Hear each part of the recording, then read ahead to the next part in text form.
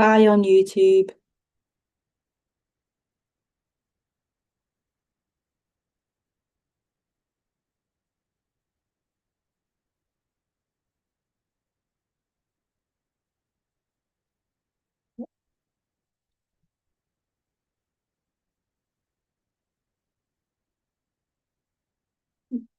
Let's cover this screen.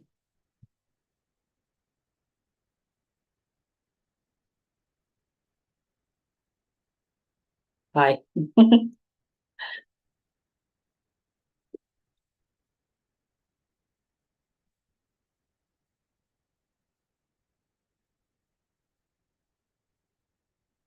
Um, so yeah, I've put the Zoom link onto Facebook, so you can find the link and join me on Zoom. Um,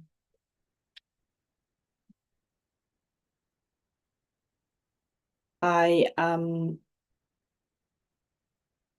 um wanting to try to do my Zooms on Wednesday next week from now on. So starting next week, I'm gonna be streaming on Wednesday at 5 p.m. I'll remind you again at the end of the stream. Um,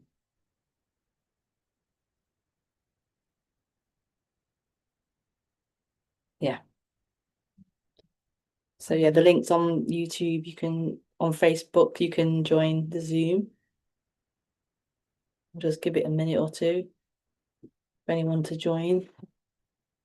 And then I shall start talking about non-duality.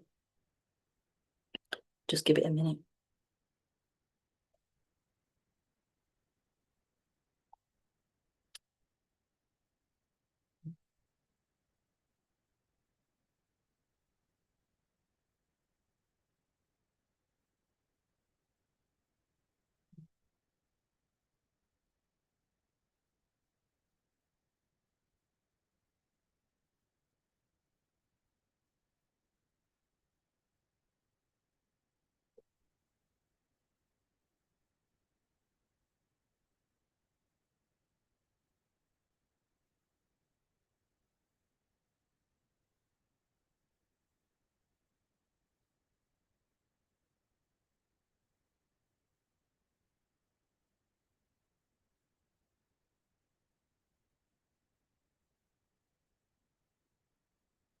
Just give it another minute.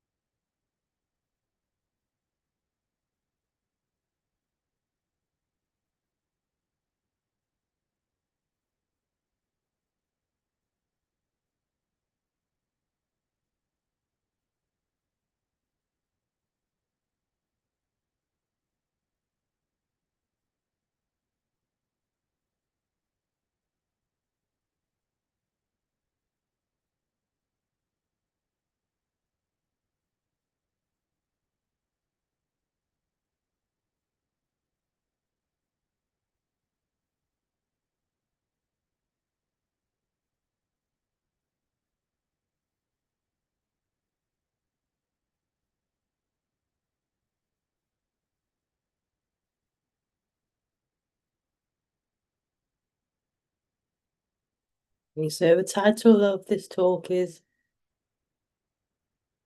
You Can't Learn This Moment, Non-Duality.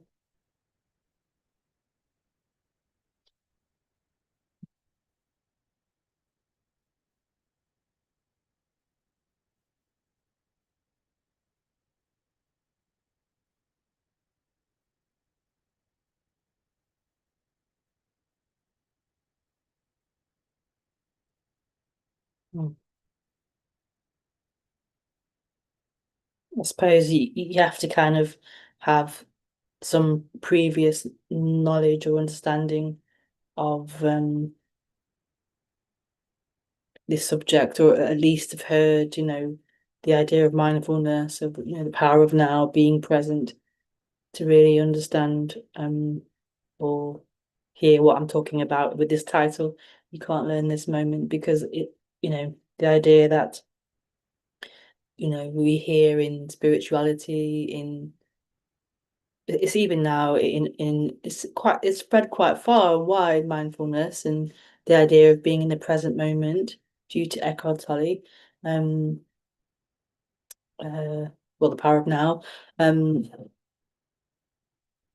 so yeah, it's quite a popular or mainstream idea now,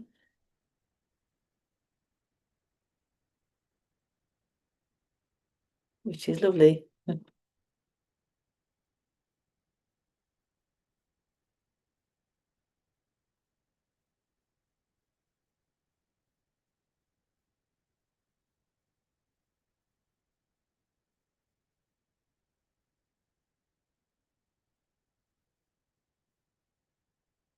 So you can't learn this moment. What is that pointing to?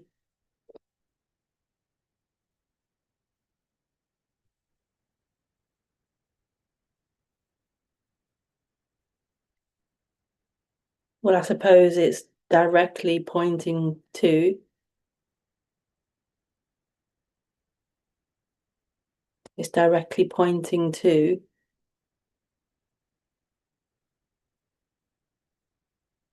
this. This.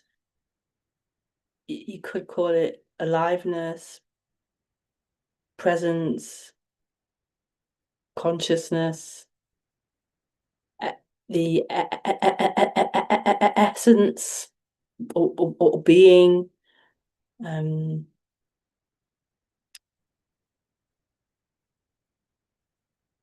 this moment, now, emptiness, stillness, fullness,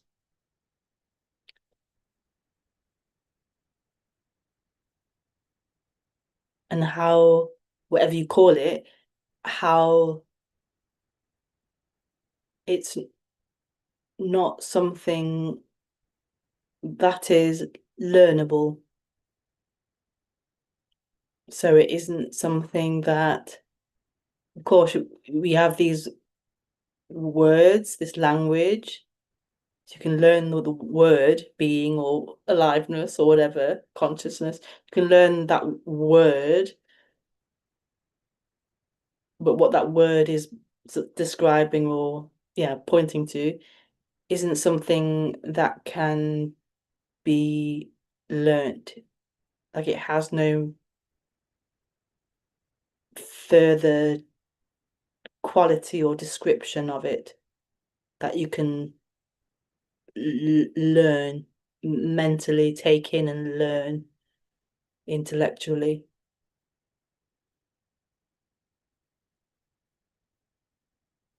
Um,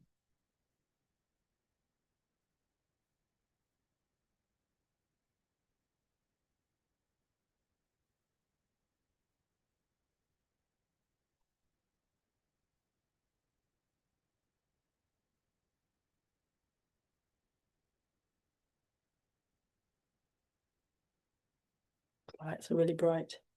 I'm going to lower these lights. It shouldn't affect the um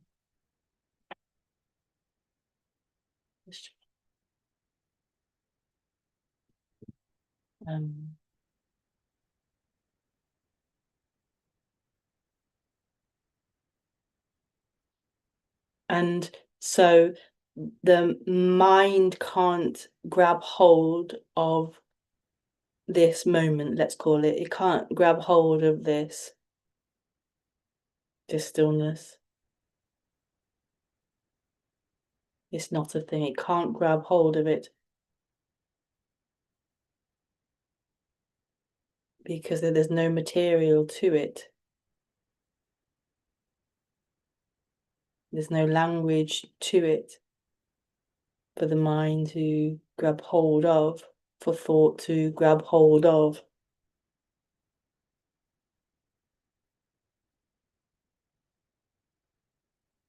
And that's often what's frustrating in the mind, for the mind, because it can't grab hold of it.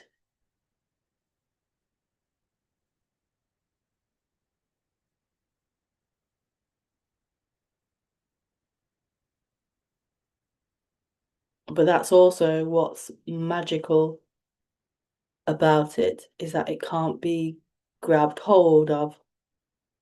This moment can't be grabbed hold of.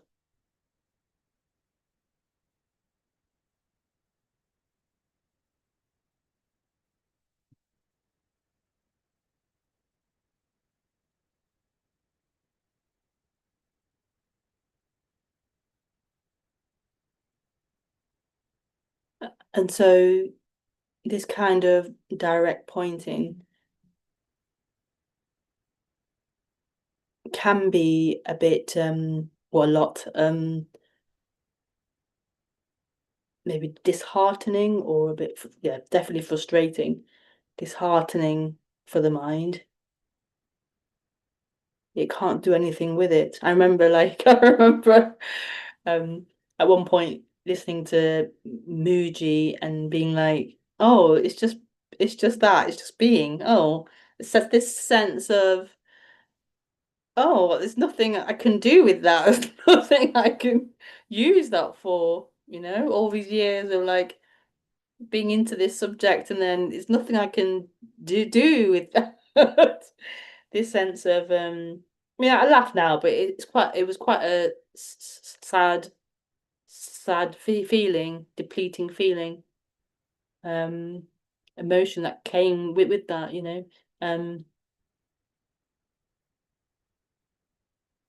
but yeah, this is the magic of this, that it can't be gotten hold of. It's frustrating to the seeker that's trying to get hold of it, but it's freedom, that this can't be gotten hold of, that you can't learn this.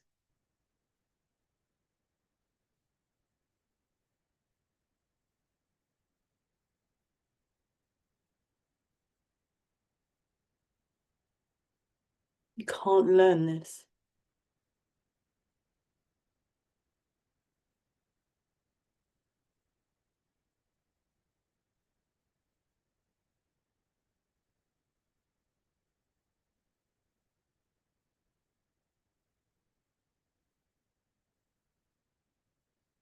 And this really is the fundamental of non-duality.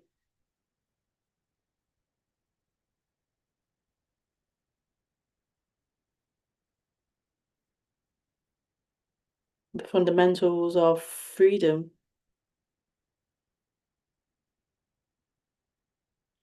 Oops.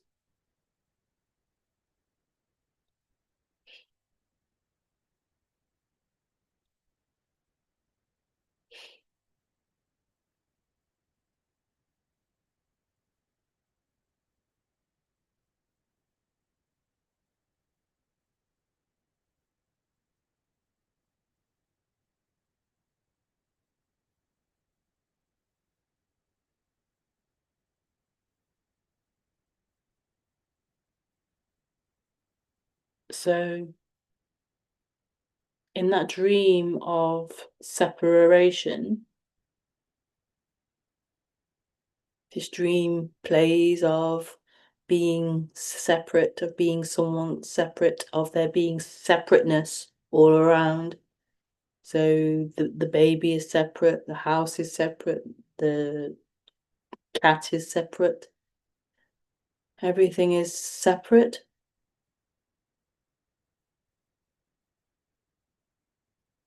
And that's the reality that the person lives in, where me lives in separation, this dream reality, this thought-based reality, where transactions happen.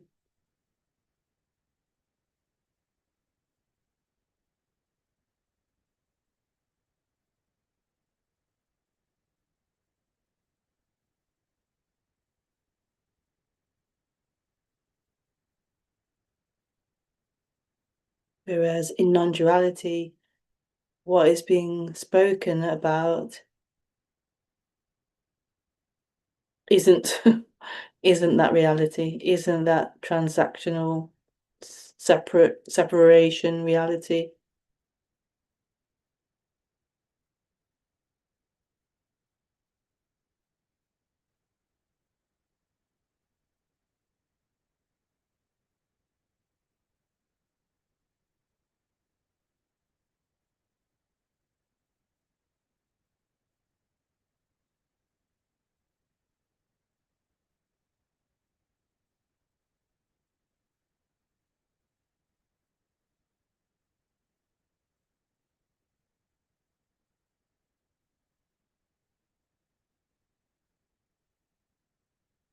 So in that reality, that dream separate reality, is where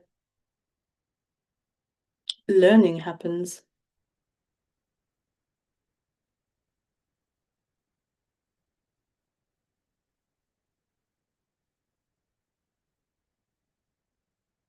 I mean, you learn a skill and it's intellectual. You're taking on information and the brain's processing that information and understanding it, making sense of it, and ordering it and compartmentalizing it and filing it away.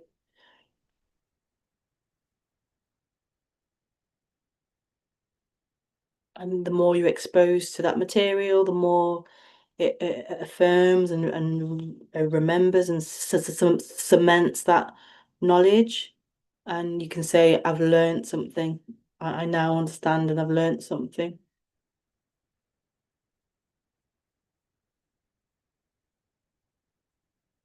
And of course, with non-duality, with any subject, there is learning. There is an understanding of the material, of the language, of the concepts, becoming familiar with that, understanding of that.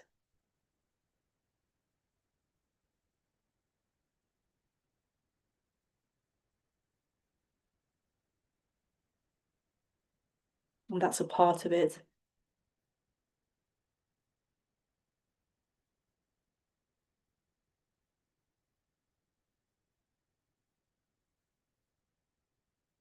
But what non-duality is fundamentally speaking about or pointing to or describing isn't that material that the brain has learned.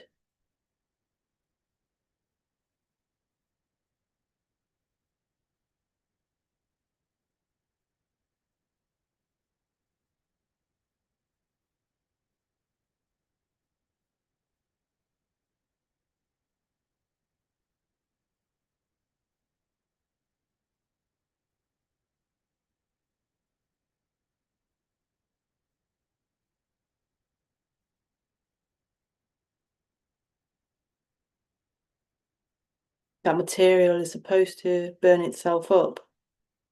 Like, you've read the book, you're supposed to burn the book. Like,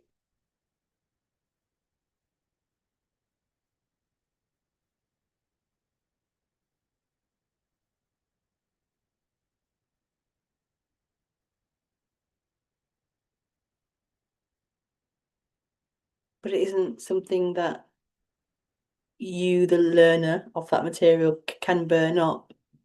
But that's what happens. It's a burning up of the material of the book.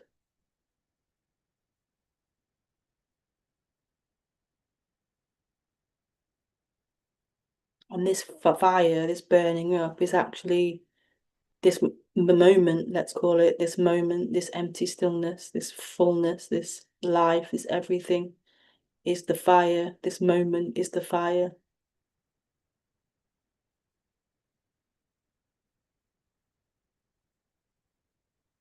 Oh, what was that? Oh, I'm not good at remembering quotes. Uh, yeah. The essence of the quote was something like,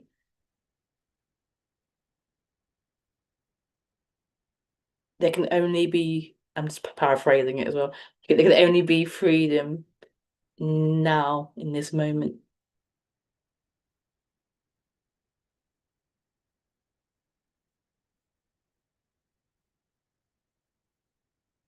Because there is only now, there's only this moment.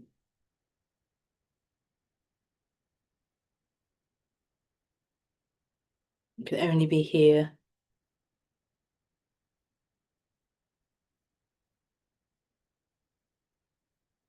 It's not something in time.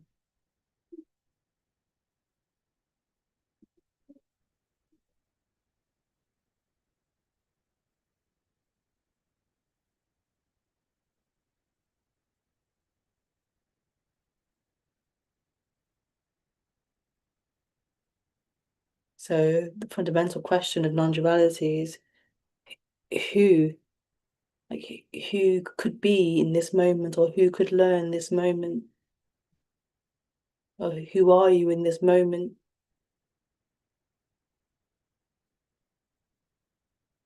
So there's this narrative, this idea, this belief of being someone,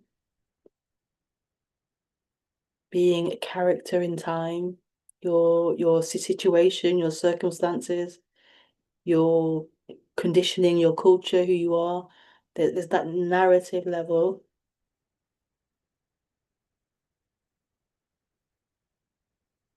But is that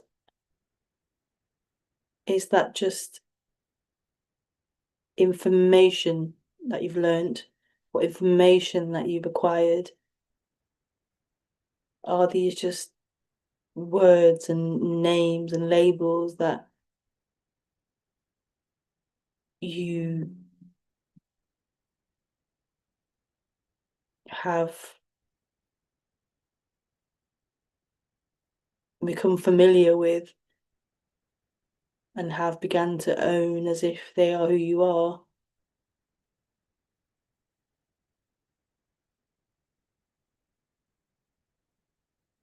Or is there something else that isn't any of those things?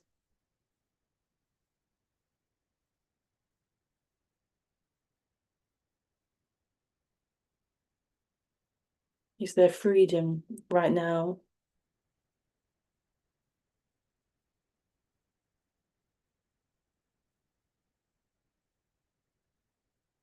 Is there freedom simply here?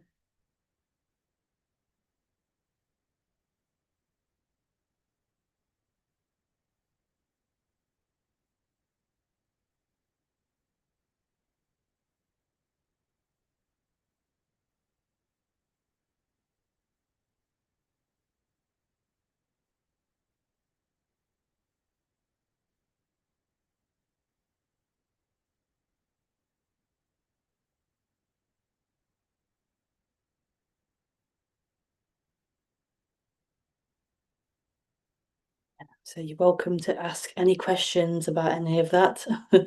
You can either write in the chat a question, or you can join the Zoom.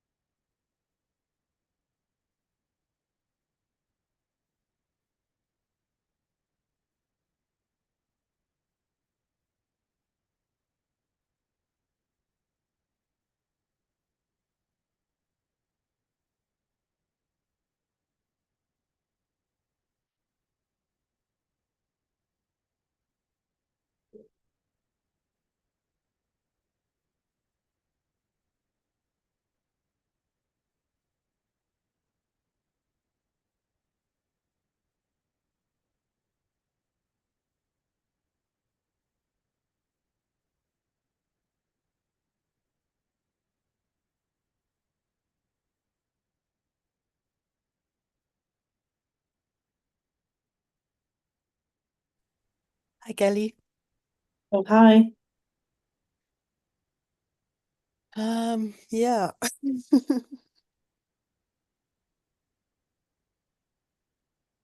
Everything is seemingly. Um,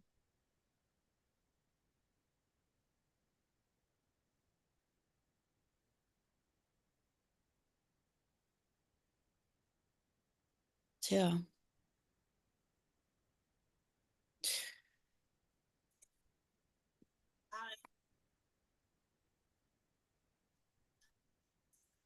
Oh, Hi, I can hear you. yes. Oh, yeah. Let's see here. Yeah. Sorry. I had also the YouTube on. Uh, yeah. Yeah. Mm. I really, tomorrow evening, my colleagues, we plan to go out, have dinner together, and do a kind of a game. And I'm totally not enthusiastic or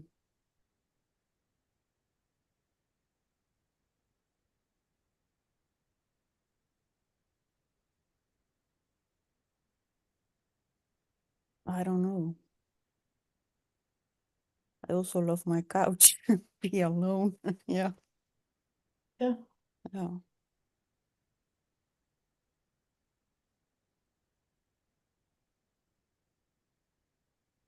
Mhm. Are you asking what to do, whether you should go out or not go out?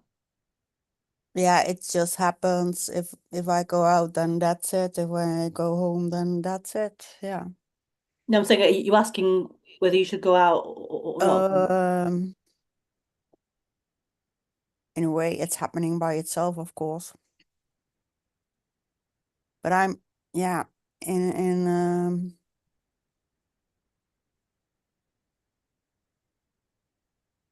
yeah, I don't know.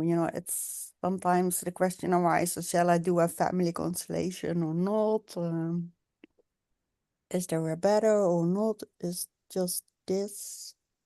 Yeah. Yeah. So the mind is trying to pick the best option, the right option, go out, not go out, do the constellation, not do the constellation. Is that what you're saying? Yeah, but nobody knows what's right, of course. There is also no right or wrong, so Yeah, so your mind's confused. yes, Yeah. yes.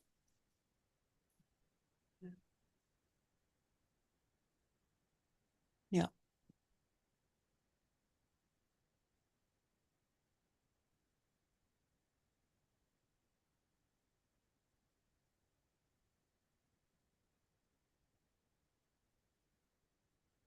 Is it possible to like sit in that confusion,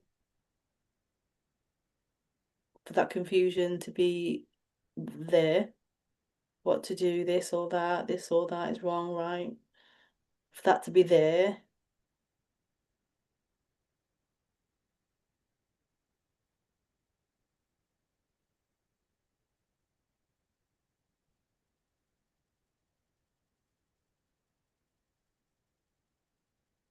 yeah.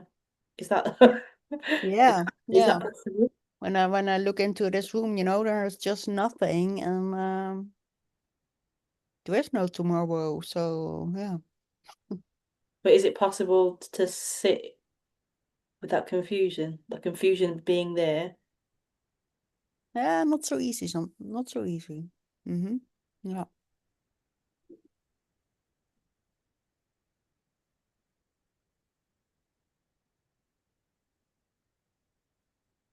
even for like half a minute, or is that possible? yeah, that's possible. Yes.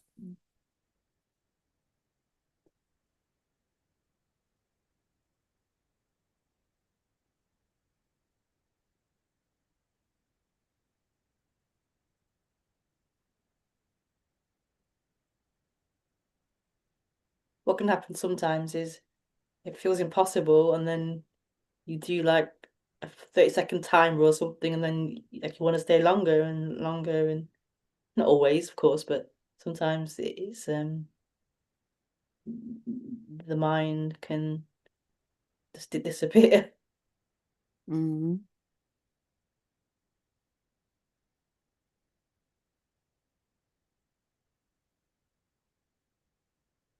And it could even be a walking meditation where you're actually walking rather than sitting down, an active meditation. If it's really hot, the mind's really hot, maybe walking is better than trying to sit down, like walking in a circle or something.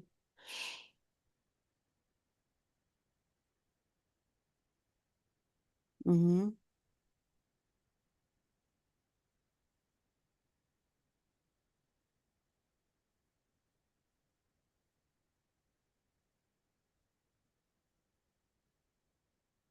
It's quite funny because I remember it as well. Like we often want the answer within the mind. So the mind is saying left or right, and what the answer should be either left or right within this paradigm, either this or that. But the answer isn't in either left or right, actually.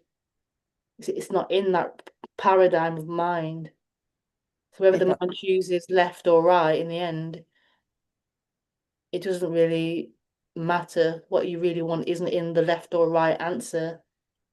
Do this or do that answer. The mm-hmm. answer is actually right here. This moment is the answer. Yes, exactly. Yes.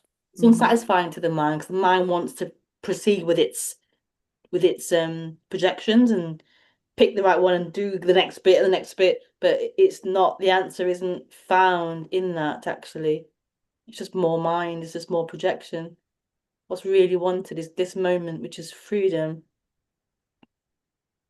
Mm-hmm.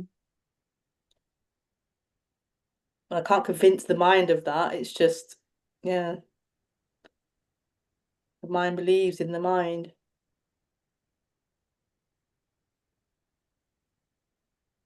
Mm-hmm. But yeah, it's often not what we think it is. The mind's desperate and desire for the answer, the left or the right. Do it or don't do it.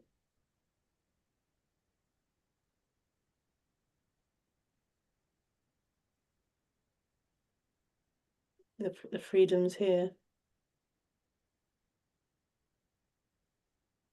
What Mm-hmm. what is longed for it is here. Yeah, yes. Thanks.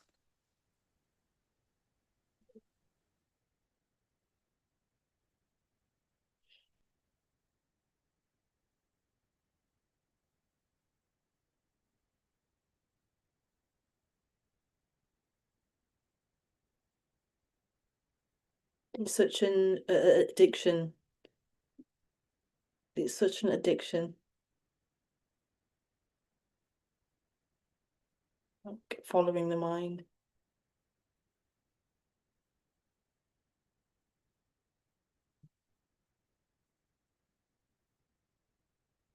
being identified to the mind. It's the biggest addiction.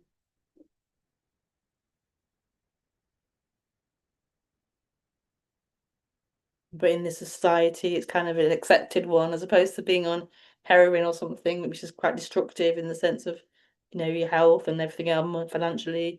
Whereas being addicted to the mind is more acceptable and expected. Like you're supposed to be addicted to the mind.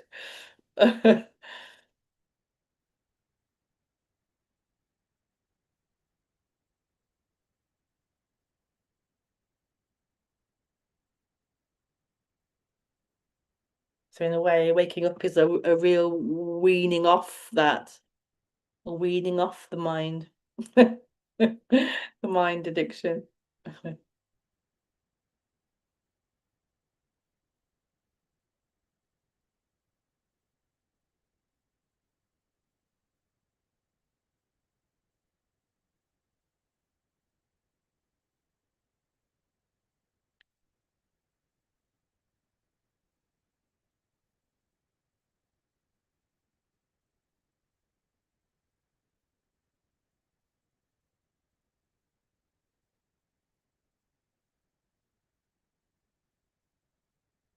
think about it, like I don't know how many years, but let's say billions of years, the mind's been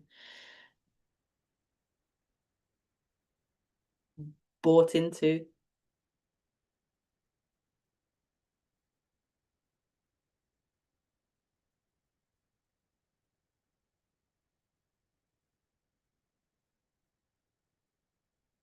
And it makes sense as well for like for the survival to imagine what threats are possible in the environment and to plan and to yeah, rather than living each day just getting food for that day, plan for tomorrow and the next day and more planning happened, more and more projection happened.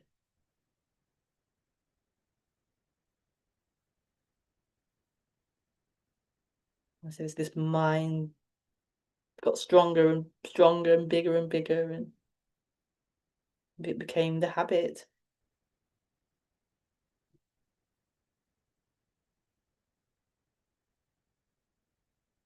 It became normalized.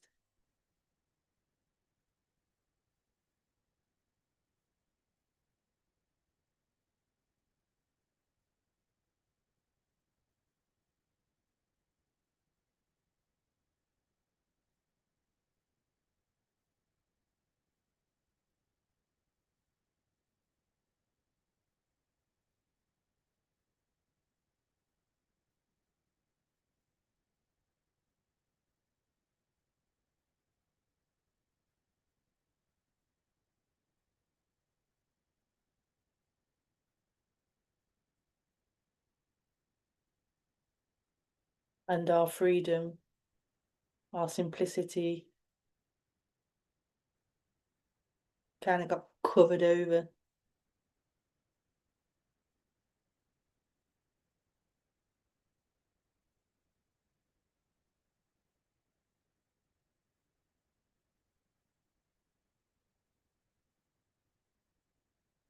Possibilities of the mind became hypnotic.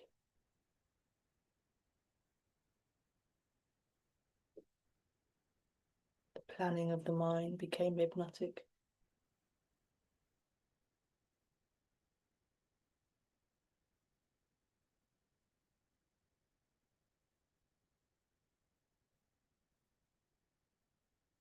The learnings of the mind seemed to cover up this simplicity, this freedom of this moment, of what simply is.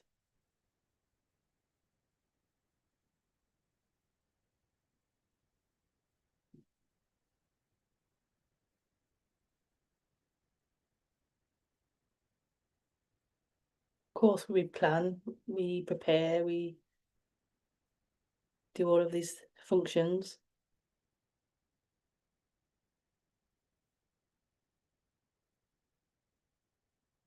but it's like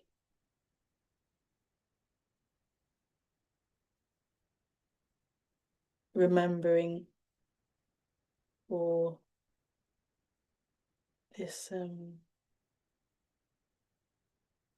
it's funny to call it separation, this separation out of the mind. Or this waking out of that dream, that hypnotism,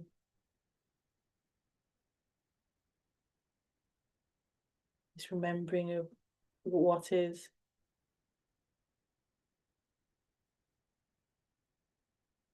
this freedom,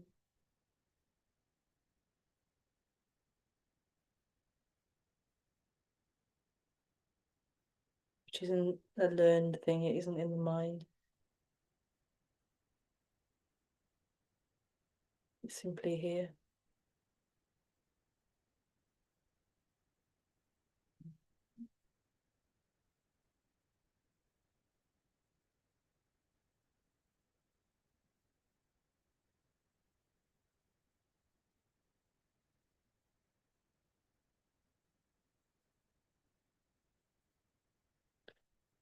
Thank you, Anita.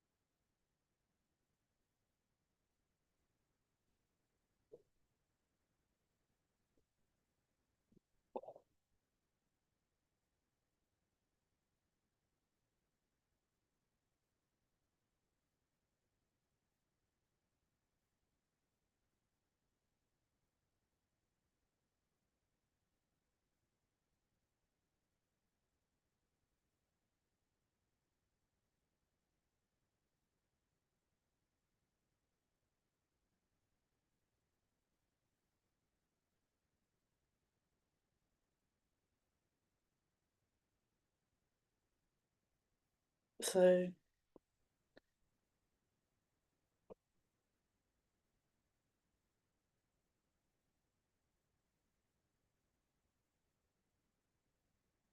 there's no more questions, so I'll just wrap up, I suppose. Just so people that didn't join at the start, they didn't hear that I'm going to be changing the streaming to Wednesdays, Wednesday, same time, 5 o'clock UK time. So I'll be here next Wednesday I'll be here rather than Thursday from now on. So yeah. Just to wrap up this session then, so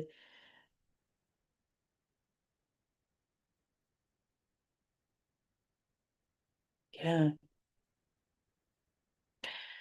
I mean, you can't you can't learn this moment. This moment is.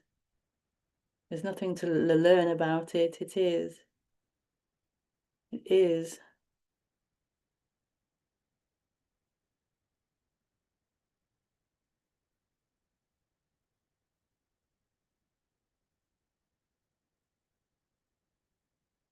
It's the mind that wants to learn.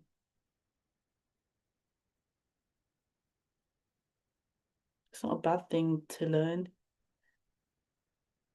It's natural to learn, to acquire knowledge. But what is wanted deeply isn't more knowledge. What is wanted is freedom. It is wholeness, is love.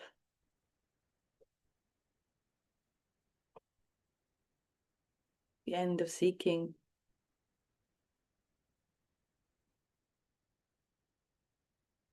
And that's here. It's this moment. It's all there is. And that can't be learnt. It simply is.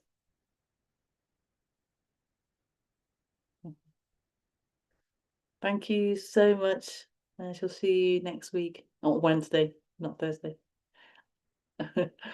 Lots of love. Thanks, Kelly. Thank you, Anita. Lots of love. Bye. Bye.